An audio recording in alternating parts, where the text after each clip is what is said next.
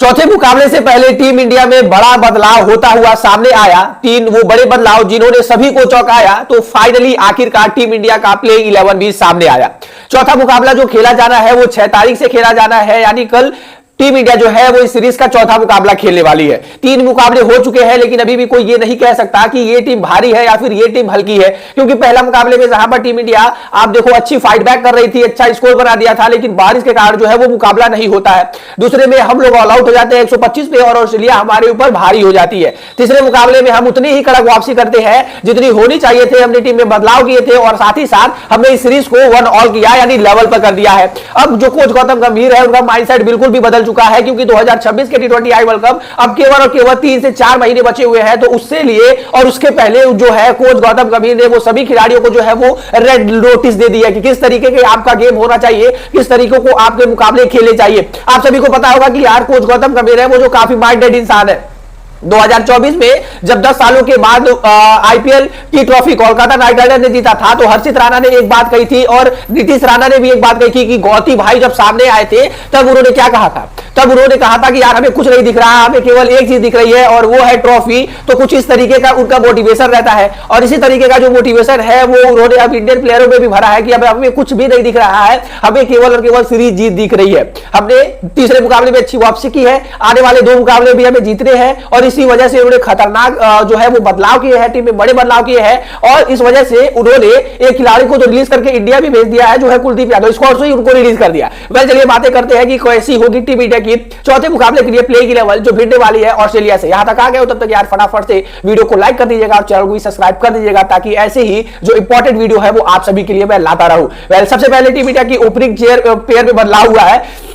Opening pair में आपको जहां पर सुमर गिल लगातार दिख रहे थे, तो इस मुकाबले में सुमर गिल नहीं आपको देखने को मिलेंगे।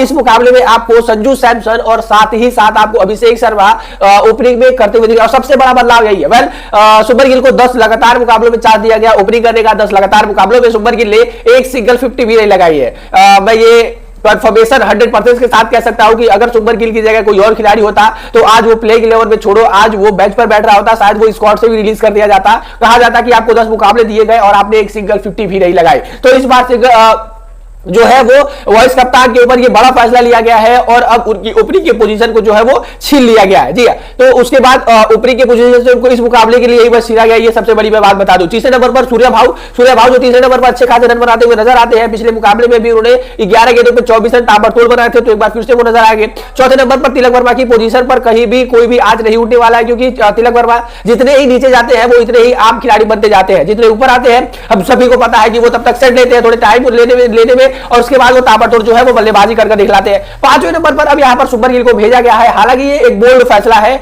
और ये फैसला जो है वो कुछ भी कर सकता है, लेकिन अब 5वें नंबर पर यहां पर सुमर गिल को भेजा गया है संजू सैमसन की जगह। हालांकि केवल इस मुकाबले में ये बदलाव किया गया है। 6वें नंबर पर अब यहां पर टीम में वापसी हो रही है नीतीश कुमार रेड्डी की और ये उनका पहला ही मुकाबला होगा T20 सीरीज का। ओडीआई के उन्होंने 3 मुकाबले खेले थे और उसके बाद वो इंजर्ड हो गए थे 3 मुकाबलों के लिए। T20 से बताया गया था कि पहला दूसरा तीसरा मुकाबले के बाद जो है वो वापसी करेंगे। तो अब फाइनली वो जो चौथा मुकाबला आ चुका है, क्वींसलैंड में ये मुकाबला खेला जाएगा और यहां पर जो है वो वापसी करने के लिए बेहद बेकरार है।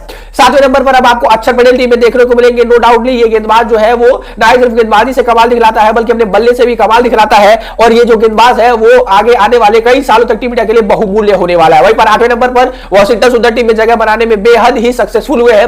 जिस तरीके से उन्होंने पिछला मुकाबला फिनिश किया था समथिंग 23 गेंदों पर 48 रन बना दिए थे, 200 से ज्यादा का भी उनका स्ट्राइक रेट था। तो इस बार भी उनको कैसे चुकाया जा सकता है, यानी 8वें नंबर के खिलाड़ी पर वो हो जाएंगे। 9वें नंबर के खिलाड़ी के रूप में आपको हर्षदीप सिंह देखने को मिलेंगे। 10वें नंबर पर अब आपको देखने को मिलेंगे टीम में जसप्रीत बुमराह और 11वें नंबर के खिलाड़ी में जो है वो वरुण चक्रवर्ती देखने को मिल जाएंगे। और इस तरीके की जो है वो टीम इंडिया की फाइनल प्लेइंग 11 होगी चौथे मुकाबले के लिए, जो टीम इंडिया बेहद ही बेकरार है चौथे मुकाबले के लिए जीत दर्ज करने के लिए। आप कितने सहमत है कोच गौतम गंभीर के इस बड़े बदलाव से जो चौथे मुकाबले में होने वाला है, कमेंट बॉक्स में जरूर बताइएगा।